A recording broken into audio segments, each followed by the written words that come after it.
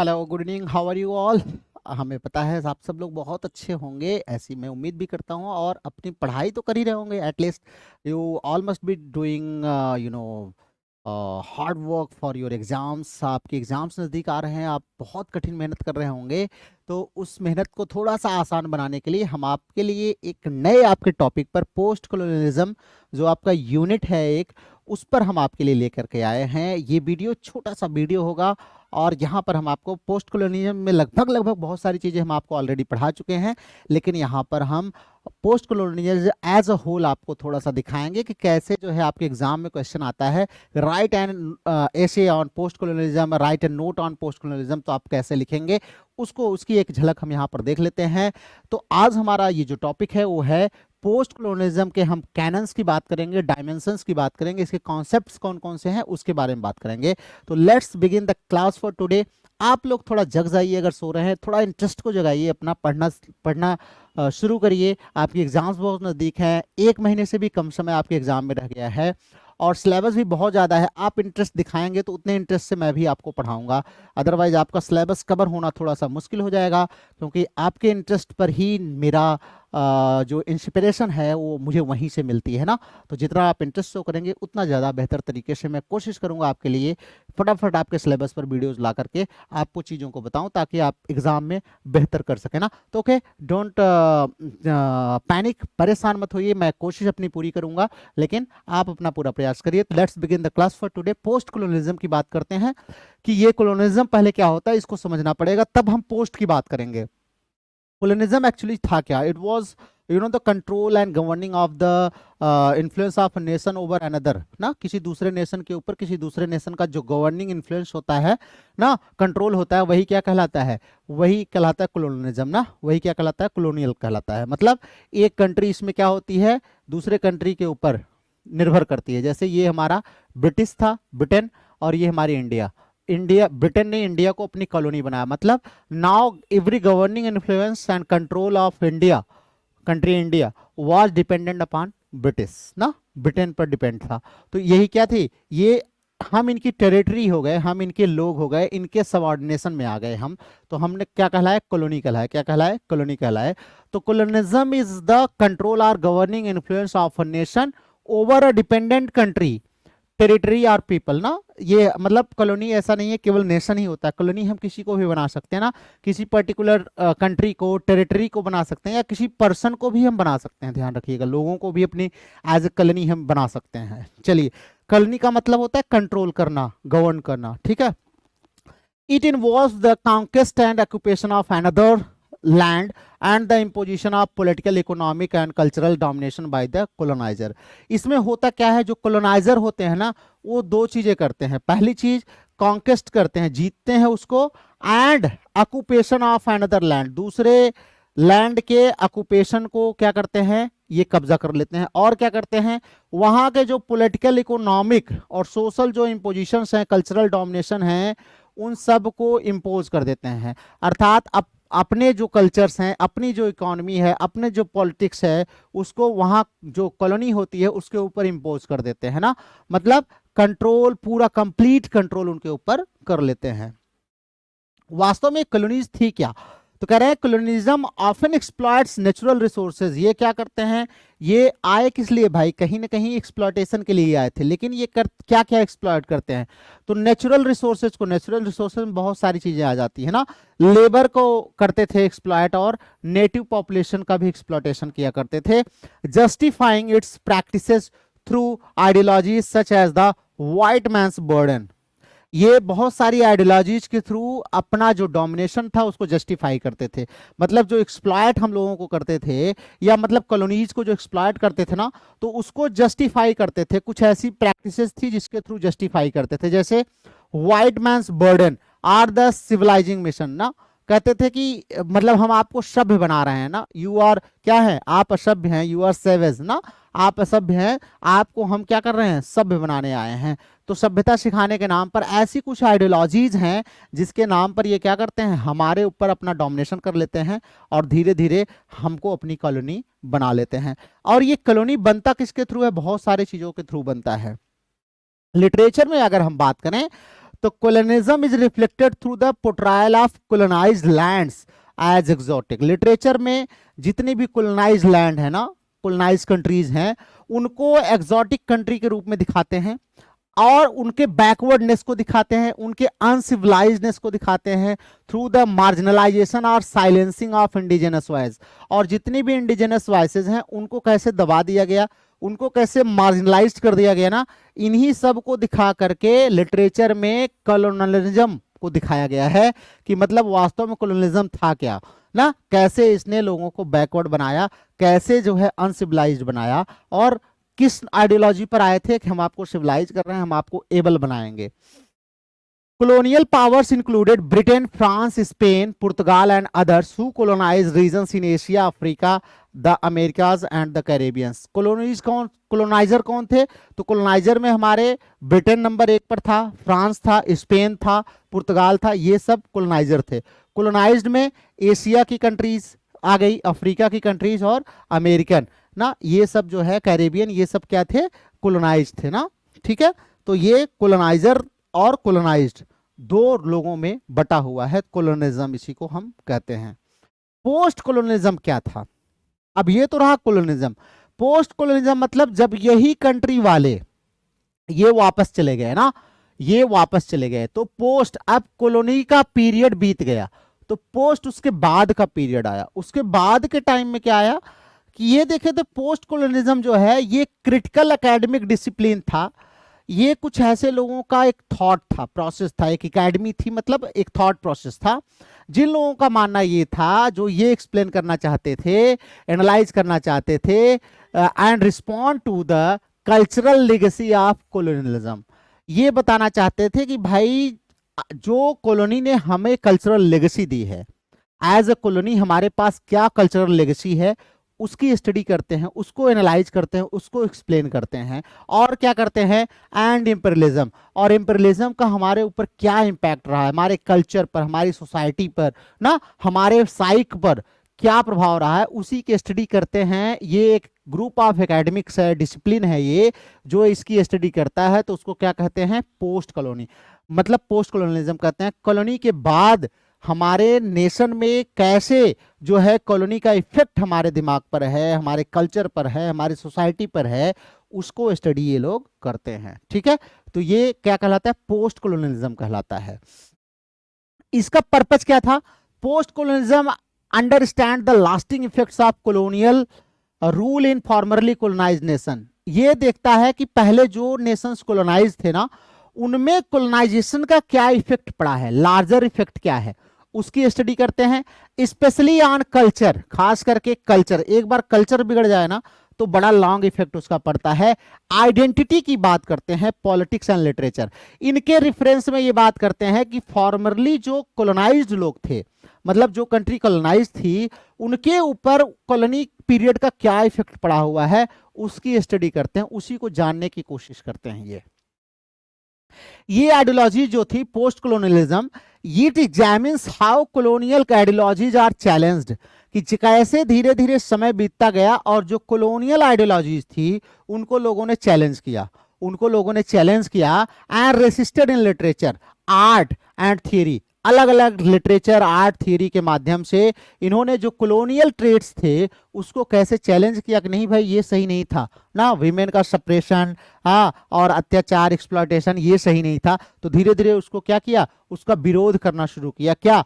Colony की जो चीजें थी। आज भी हमारे यहाँ बहुत सारे ऐसे रूल्स रेगुलेशन है ना, हम लोग कहते हैं कि अंग्रेज चले गए लेकिन अंग्रेजियत हमें दे के चले गए ना, तो बहुत सारी चीजें हैं, लेकिन धीरे धीरे उनका विरोध हुआ। किसके माध्यम से? लिटरेचर, आर्ट के माध्यम से और थियरीज के माध्यम से उनका क्या हुआ, उनका कंप्लीटली कह सकते हैं कि विरोध किया गया, उनको रेसिस्ट किया गया। और ये करने का काम किसने किया? पोस्ट कॉलोनियल जो थिंकर्स थे उन्होंने ही किया है। इससे हुआ क्या? It empowers previously colonised peoples by reclaiming native traditions. ये जो हमारे प्रीवियसली कॉलोनाइज्ड पीपल थे ना, कॉलोनाइज्ड के पहले जो थे, हमारा जो नेटिव रूट था जो हमारा, उसको क्या करते हैं? रिक्लेम करते हैं ना, कहते हैं कि भाई हमारे ट्रेडिशन, हमारी हिस्ट्री, हमारा लैंग्वेज बहुत विशाल रहा है ना, उसको फिर से स्टैब्लिश करने का काम करते हैं। मतलब एक पहले हमारा अपना कुछ अस्तित्व था, बीच में कुछ लोग आए, हमारे अस्तित्व को प्रभावित किया ना, अब फिर से ये लोग चले गए हैं, तो नए लोग इस पर स्टडी कर रहे हैं। ये जो प्रभाव पड़ा है इसमें मत रहिए, आप पीछे भी जाके देखिए कि आपकी हिस्ट्री, आपकी लैंग्वेज, आपका ट्रेडिशन कितना बड़ा रहा है, कितना बढ़िया रहा है, उस पर भी ये स्टडी करते हैं। ठीक है, उसके बाद ये क्या करते हैं, post colonial text often present a counter narrative to dominant western perspectives। ये जितने भी वेस्टर्न पर्सपेक्टिव हैं, बहुत डोमिनेंट हैं, उनका विरोध करते हैं। Included works by authors like Chinua Achebe के वर्क्स, आपको थिंग्स फॉल अपार्ट मैंने पढ़ाया भी है। हाँ, नगुगी वा थियोंग है, जेन राइस है एंड सलमान रश्दी, इन सब के वर्क्स ने क्या किया है, जो डोमिनेंट आइडियोलॉजी है ना वेस्टर्न की, उसका विरोध किया है। ये सब पोस्ट कॉलोनियल थिंकर्स है, ये सब काउंटर नैरेटिव चलाते हैं। जैसे उनका नैरेटिव था कि हाँ आप लोग क्या हैं, जैसे हमारे वो क्या नाम था उनका, ओरिएंटलिज्म लिखा था एडवर्ड सईद साहब, तो सईद साहब का क्या कहना था, वो कहते हैं कि हम सुपीरियर हैं, हाँ, और आप लोग तो बस उतना ही जानते हो जितना हमने आपको बताया है ना, आप लोग अपने बारे में कुछ जानते नहीं हो। तो आइए कुछ टर्म्स है, हाइब्रिडिटी हमने आपको पढ़ाया ही है, फिर से एक बार देख लीजिए। हाइब्रिडिटी जो है होमी भाभा साहब ने हमारे ये दिया था, आइए देख लेते हैं। की कॉन्सेप्ट इंट्रोड्यूस्ड बाय होमी के भाभा।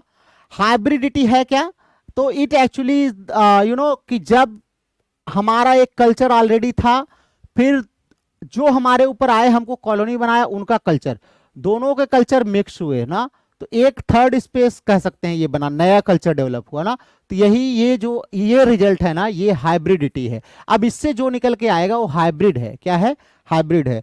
मतलब ये जैसे हम हिंदी बोलते थे, अब वो आए इंग्लिश, तो हम थोड़ी सी हिंदी भी बोल रहे हैं, इंग्लिश भी, तो क्या हो गया, हिंग्लिश हो गया। क्या हो गया, हिंग्लिश। तो अब हिंग्लिश क्या बन गया, ये हाइब्रिडिटी बन गया। क्या बन गया, हाइब्रिडिटी। ठीक है, तो भाभा ने क्या किया, Bhabha refers to the creation of new cultural forms resulting from the mixing of colonizer and colonized cultures. तो कोलोनाइजर और कोलोनाइज्ड कल्चर्स को मिला करके एक नया कल्चर जो डेवलप हुआ, दैट इज हाइब्रिडिटी। वही क्या है, हाइब्रिडिटी है। This blending can occur in language, ये ब्लेंडिंग लैंग्वेज में भी हो सकती है, जैसे हमने आपको इंग्लिश बताया। ये जो है आइडेंटिटी में भी हो सकती है ना, आज हम आपके सामने टी शर्ट पहने हैं, तो ये आइडेंटिटी है उसकी। क्लॉथिंग में हो सकती है, रिलीजन में हो सकती है, लाइफ स्टाइल में हो सकती है, हर चीज में ये हो सकती है। हाइब्रिडिटी करती क्या है, hybridity destabilizes the authority of colonial discourse by showing that identity is not fixed but fluid. Hybridity ये बताती है कि आइडेंटिटी फिक्स नहीं होती बल्कि फ्लूइड होती है ना, बदलती रहती है। इसलिए जो कॉलोनाइजर थे उनको ये नहीं सोचना चाहिए कि उनकी जो आइडियोलॉजी थी, जो डिस्कोर्सेस थे, वो इतने ज़्यादा डोमिनेंट हैं कि वो कभी मिटेंगे नहीं। ऐसा नहीं है, कहते हैं ये फ्लूइड होती है ना, धीरे धीरे ये हट जाएगी। मिक्स है, कल्चर मिक्स है, फिर दूसरी चीज़ डेवलप होंगी, उससे मिक्स हो जाएगा, धीरे धीरे ये हट जाएगा। It is a site of negotiation, resistance and creativity ना। ये हाइब्रिडिटी क्या है, एक प्रकार का रेजिस्टेंस है ना, एक प्रकार का रेजिस्टेंस है। इन लिटरेचर की बात करें तो hybridity is reflected in bilingual writing. Bilingual writing में है हाइब्रिडिटी देखने को मिलती है। मिक्स्ड नैरेटिव स्टाइल्स बहुत सारे राइटर्स की होती है। करेक्टर्स में हमें देखने को मिलता है जो मोर देन दो कल्चर से बिलोंग करते हैं ना, वन कल्चर से मोर देन बिलोंग करते हैं, ऐसे करेक्टर्स से भी हम देखते हैं। It challenges the binary between colonizer and colonized by creating in between spaces where the new meaning emerges ना। ये जो एक बाइनरी है ना कि कोलोनाइजर अगर थे तभी कोलोनाइज्ड हैं, इसको अपोज करते हैं ये, बल्कि कहते हैं दोनों के कल्चर मिलकर के एक थर्ड स्पेस बनाते हैं, इन बिटवीन ना, इन बिटवीन स्पेस बनाते हैं, और यहीं से नई मीनिंग जन्म लेती है, यहां से नई मीनिंग जन्म लेती है। ठीक है, ये न्यू कल्चर एक प्रकार से हम कह सकते हैं, यही हाइब्रिडिटी का कॉन्सेप्ट है। ध्यान रखिएगा, होमी भाभा साहब हमारे। मिमिक्री भी हमारी भाभा साहब की ही है। मिमिक्री क्या है, मिमिक्री वही है कि जो कोलोनाइजर लोग थे, उनके कल्चर्स को कोलोनाइज लोगों ने अपनी रचनाओं में कैसे मिमिक किया है ना, इमिटेट किया, अडॉप्ट किया है, वही है कह रहे हैं। Mimicry also conceptualized by Bhabha refers to the behaviour of the colonized who imitate or adopt the language, dress, customs or institutions of the colonizer ना। तो यही क्या कहलाता है, मिमिक्री। जानते हैं आजकल बहुत सारे मिमिक्री आर्टिस्ट हैं ना. It is encouraged by the colonial powers to maintain control, but mimicry can also become a tool of resistance. कह रहा है ये शुरुआत की थी कॉलोनाइजर्स ने, उन्होंने लोगों को सिखाया कि कॉपी करो हमारी मिमिक्री करो ना, कॉपी करो हमारी मिमिक्री करो, इमिटेट करो हमें, उससे क्या होगा, उससे हमारा कल्चर डेवलप होगा ना, तुम इमिटेट करोगे तो.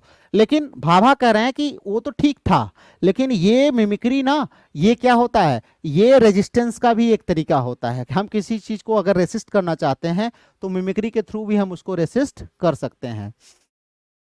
The mimic man becomes a threat to colonial authority. जो मिमिक मैन होगा ना, वो कॉलोनियल अथॉरिटी के लिए थ्रेट हो सकता है, because the imitation is never perfect ना, क्योंकि इमिटेशन कभी परफेक्ट नहीं हो सकता. सपोज दैट वो लोग जैसी इंग्लिश बोलेंगे वैसी हम इंग्लिश कभी नहीं बोल सकते, और अगर हम इंग्लिश बोल रहे हैं तो कहीं ना कहीं उनकी बदनामी एक प्रकार से कर रहे हैं ना, कि इंग्लिश सही नहीं है या उसको लोग बोल नहीं सकते, इंग्लिश की क्वालिटी गंदी है. ये कहीं ना कहीं क्या है, एक थ्रेट होता है, किसके लिए, कॉलोनाइजर के लिए ना, उनकी सुपीरियरिटी पर एक प्रकार से धब्बा होता है. It exposes the artificiality of colonial superiority. ये कॉलोनियल सुपीरियरिटी की आर्टिफिशियलिटी को दिखाती है ना. ये भी होता है कि बहुत ऐसे होते हैं इंग्लिश के बहुत सारे जानकार हमारे इंडिया में ऐसे हैं जो कि ब्रिटिश से ज्यादा इंग्लिश जानते हैं ना, तो वो क्या है, एक प्रकार से उनकी सुपीरियरिटी को भी कहीं ना कहीं उन पर धब्बा है ना. ब्रेवरी की बात करें, बहुत सारे ऐसे सोल्जर्स ब्रेव हैं, ऐसे ट्रेंड हैं जो कि उनसे बहुत अच्छे हैं, तो उनकी ब्रेवरी पर कहीं ना कहीं क्या है, ये जो उनका सुपीरियरिटी कॉम्प्लेक्स है एक प्रकार का कि हम ही सुपीरियर हैं, उसको कहीं ना कहीं मॉक करता है. तो मिमिक्री मॉक करने का भी काम करता है, सुपीरियरिटी को उनके मॉक करता है. मिमिक्री और क्या करता है, मिमिक्री क्रिएट्स एम्बिवैलेंस. एम्बिवैलेंस हमने आपको बताया था ना, ये एम्बिवैलेंस क्रिएट करता है mimicry. It is both strategy of survival, ये सर्वाइवल का भी स्ट्रेटजी है, and a form of subversion, और सबवर्जन का भी एक तरीका है, दोनों का काम मिमिक्री करता है. Literary characters who mimic their colonisers often experience identity confusion and inner conflict. तो ये मिमिक्री टर्म भी आप ध्यान रखेंगे, ये भी हमारा किस में आता है, पोस्ट कॉलोनियल में. किस में आता है, पोस्ट कॉलोनियल में. होमी भाभा साहब मारे थे. अदरिंग, अदरिंग बहुत इंपॉर्टेंट है. अदरिंग की अगर हम बात करें तो अदरिंग है क्या, एक्चुअली एक प्रोसेस है perceiving or portraying a person or groups as fundamentally different and inferior to oneself. Othering का मतलब ये होता है अपने से अलग, डिफरेंट या इंफीरियर दिखाना, अदरिंग करना ना, अलग कर देना एक प्रकार से. तो ये प्रोसेस है. Othering is the process of perceiving or portraying a person. किसी व्यक्ति को परसीव करना या पोर्ट्रे करना, कैसे, आ ग्रुप को fundamentally different and inferior to oneself, खुद से अलग या इंफीरियर जो है उसको परसीव करना, दैट इज अदरिंग होता है ना. हमारे समाज में अदरिंग बहुत होती है. इन कॉलोनियल डिस्कोर्स में अगर हम बात करें तो the colonised are constructed as the other. Colonised जो होते हैं उनको अदर के तौर पर देखा जाता है. बार्बरिक, इरेशनल एंड अनसिविलाइज्ड, उनको बार्बरिक, इरेशनल और अनसिविलाइज्ड हम मानते हैं. While the colonizer is positioned as, लेकिन जबकि जो कॉलोनाइजर हैं वो क्या हैं, सिविलाइज्ड एंड सुपीरियर. मतलब ये इंडियन, ये ब्रिटिशर्स, तो ये जो कॉलोनाइज्ड हैं बेचारे, इनको अदर माना जाता है कि ये तो बार्बरिक हैं, ये क्या है, ये इरेशनल हैं, इलॉजिकल हैं, इलिटरेट हैं, हाँ, इंफीरियर हैं. और ये जो कॉलोनी वाले हैं ना, ये अपने आप को सिविलाइज्ड और सुपीरियर बनाते हैं. ये यही कॉन्सेप्ट आया था अदरिंग से. ये लोग अदर मानते थे, अपने से डिफरेंट, अपने से इंफीरियर, किसको, अपने कॉलोनीज को ना. तो यही क्या कहलाता, अदरिंग कहलाता है. This binary serves to justify colonial domination. ये कॉलोनियल डोमिनेशन को दिखाने के लिए लाया गया था othering. Othering involves stereotyping, generalizing and marginalizing. ऐसा नहीं है कि ये केवल मैं उसी टाइम की बात कर रहा हूं, हर समय पर ये लागू होता है. ये एक्चुअली एक स्टीरियोटाइप है. किस चीज का है, जनरलाइजिंग करने का. हमारे यहाँ मार्जिनलाइज करने का, जनरलाइज करने का एक सिंपल सा तरीका है कि हम क्या करते हैं, अदरिंग में उसको कर देते हैं ना, अपने से इंफीरियर और डिफरेंट कर देते हैं. हमारे समाज में बहुत ज्यादा होता है, घर परिवार में भी अदरिंग होती है ना. Post colonialism seeks to dismantle such binaries and stereotypes. Post colonial study कहती है कि भैया इन सबको डिसमेंटल करो, उखाड़ फेंको. ये जो बाइनरीज है ना, कि आप अदरिंग करने वाली, इंफीरियर सुपीरियर की जो बाइनरी है ना, इसको उखाड़ फेंको, और स्टीरियोटाइप्स इस प्रकार के सबको उखाड़ फेंको, जहां पर मार्जिनलाइज किया जाता है, या जहां पर क्या किया जाता है, जनरलाइज किया जाता है इस आधार पर लोगों को, by presenting diverse and authentic perspective from the colonized world. तो ये कोलोनाइज्ड वर्ल्ड से बहुत सारे ऐसे पर्सपेक्टिव ला करके देते हैं और कहते हैं कि इसको उखाड़ फेंकने की जरूरत है। Literature reveals how colonized people were dehumanized. Literature यही दिखाता है कि हमारे जो कोलोनाइज्ड पीपल थे, मतलब जिनके ऊपर आपके ब्रिटेन, फ्रांस, स्पेन, पुर्तगाल ने रूल किया है, कह रहे हैं कि इनको कैसे डिह्यूमनाइज किया जाता था, and how they resisted these portrayals, और इन पोर्ट्रायल्स को कैसे धीरे धीरे उन लोगों ने रेसिस्ट किया। उनकी रचनाओं में देखो, आप देखो तो ऐसे ही दिखाएंगे ना, जैसे विदेशी कोई आता है ना, तो इंडिया में वो जहां देखता है तो गरीबी, भूखमरी, यही सब देखने की कोशिश करता है, वही फोटो छापेगा, वही फोटो निकालेगा, अपनी डॉक्यूमेंट्री बनाएगा, तो ऐसे ही बनाएगा ना, अच्छे लोगों के पास नहीं आएगा, जैसे हमारे आपके पास नहीं आएगा। हम पढ़ा रहे हैं और आप पढ़ रहे हैं ना, ऐसे लोगों के पास वो नहीं आएगा कि हाँ वहाँ पे एक छोटा सा टीचर भी ऐसे पढ़ा सकता है और ये चीज़ें पढ़ाता है, जो हमारे यहाँ बड़े बड़े थिंकर जो है पढ़ाते हैं, जो प्रोफेसर पढ़ाते हैं, और एक छोटा सा, और हर बच्चा ये सारी चीज़ें जानता है, वो ये चीज़ें नहीं दिखाएंगे। क्यों? क्योंकि आज भी उनके अंदर सुपीरियरिटी इंफीरियरिटी का कॉम्प्लेक्स है भैया ना। तो यही अदरिंग कहलाता है ना। हमारे समाज में भी तो अदरिंग बहुत है, हम खुद ही अदरिंग करते हैं ना, हम लोग खुद ही अदरिंग करते हैं अपने परिवार में ही। थोड़ा सा जो इन्फीरियर होता है, इन्फीरियर इन द सेंस कि हाँ थोड़ा सा हमारे हिसाब से नहीं होता, तो हम उसको अदरिंग ग्रुप में कर देते हैं ना, कि ये हमसे इन्फीरियर है, हमसे अलग है। चलिए, हमारे परिवार में जो विकलांग वगैरह होता है उसको अदरिंग फील कराया जाता है, एजेड हो जाते हैं जो, उनको अदरिंग फील कराया जाता है, गरीब हैं जो है उनको अदरिंग फील कराया जाता है, कास्ट के सिस्टम के हिसाब से अदरिंग होता है, बहुत लेवल पे अदरिंग है भाई, बहुत बड़ा कॉन्सेप्ट है ये। चलते हैं, कोई बात नहीं। सबाल्टर्न की बात कर लेते हैं बच्चों। सबाल्टर्न क्या है, ये मैं पूरा पढ़ा चुका हूँ। सबाल्टर्न जो है हमारे गायत्री स्पिवाक को हमने डिटेल में आपको पढ़ाया था, एक बार आप लोग उसको अच्छे से पढ़ लीजिएगा। फिलहाल आइए देख लेते हैं। The subaltern refers to population that are socially, politically and geographically outside the hegemonic power structure। कह रहे हैं subaltern क्या है, जो ऐसी पॉपुलेशन जो सोशली, पॉलिटिकली और जियोग्राफिकली जो होती है ना, वो हेजेमनिक पावर स्ट्रक्चर के बाहर होती है। जैसे दो कंट्रीज हैं ना, अब यहां से गए, मान लीजिए ये इंडिया है, इंडिया से भाग के गए अमेरिका, यहाँ पर आप कहीं यहाँ कोने में बैठ गए, यहाँ ना आपको कोई जानता है ना पहचानता है, आप यहाँ के जो हेजेमनी पावर है ना उसके पार्ट आज तक आप नहीं बन पाए, और यहाँ भी आपका धीरे धीरे रूट जो है वो समाप्त हो रही है। तो आप सबाल्टर्न है ना, अब आपकी आवाज यहाँ पे भी सुनी जाती ना, यहाँ पर भी सुनी जाती है, तो आप सबाल्टर्न बन रहे हैं। तो इन्हीं की स्टडी करता है कौन, सबाल्टर्न, इन्हीं की स्टडी करता है। और कहता है गायत्री स्पिवाक इसकी वो थी, मेन लीडर जो थी, इन्होंने पॉपुलराइज किया द टर्म इन हर ऐसे कैन द सबाल्टर्न स्पीक। इनका ऐसे है ना, हमने आपको पढ़ाया भी है, कैन द सबाल्टर्न स्पीक में इसी चीज को ये पॉपुलराइज करती हैं। उनका कहना ये था कि भैया सबाल्टर्न कौन से हैं, जैसे रूरल पुअर ना, गांव में भी गरीब होता है, शहर में भी गरीब होता है, ट्राइबल ग्रुप्स हैं, विमेन हैं और माइनॉरिटीज, ये सब सबाल्टर्न में आती हैं। ये सब की सब को कहते हैं कि is often silenced in dominant discourses. जितने भी डोमिनेंट डिस्कोर्सेस होते हैं ना, उनमें इनको साइलेंट कर दिया जाता है। और इस स्टडी का बड़ा प्रभाव आगे चल के हम पॉलिसी मेकिंग में देखते हैं ना, तो इसका बहुत ज्यादा प्रभाव हमें पॉलिसी मेकिंग में दिखाई देता है। अगर ये सब स्टडी नहीं आई होती तो शायद आज हम विमेन एज अ होल, या कह सकते हैं कि दलित जो हम कहते हैं, या जो भी हमारे मार्जिनलाइज सेक्शन हैं, उनके बारे में जो हमें पॉलिसीज में उनका रिप्रेजेंटेशन मिलता है ना, वो शायद उतना न मिलता। ये सारी थियरीज ने बहुत हेल्प करी है ना। चलिए, post colonial theory attempts to retrieve and represent these suppressed voices through literature. Post colonial का काम यही है कि जो आवाजें दब गई हैं ना, किनकी आवाजें, रूरल पुअर की, ट्राइबल्स की, वीमेन की, माइनॉरिटीज की ना, इनकी जो दब गई हैं, उन्हीं की आवाज को वापस लाना, किसके through, literature, history and activism के थ्रू जो है इसको वापस लाना। यही हमारा क्या है, सबाल्टर्न स्टडीज है ना। सबाल्टर्न स्टडीज जो है एज ए स्कॉलरली मूवमेंट था, जिसका काम क्या था कि एक एज जो है resistance of marginalised group, marginalised group का जो है एक रेजिस्टेंस के तौर पर काम करता था ये, कि मतलब भाई जो मार्जिनलाइज हैं उनको भी अधिकार होना चाहिए, ठीक है। The next point we have is the diaspora. Diaspora भी हम आपको पढ़ा चुके हैं, इस पर अलग से वीडियो हमारा पड़ा हुआ है, आप जाकर के आराम से उस डायस्पोरा वीडियो को देख सकते हैं। फिलहाल डायस्पोरा है क्या? वही है scattering of people from their homeland often due to colonisation. Colonisation के कारण ना जो लोग भाग भाग करके गए हैं ना, कोलोनाइजेशन के कारण जो लोग भाग करके गए हैं ना, उसी को हम क्या बोलते हैं?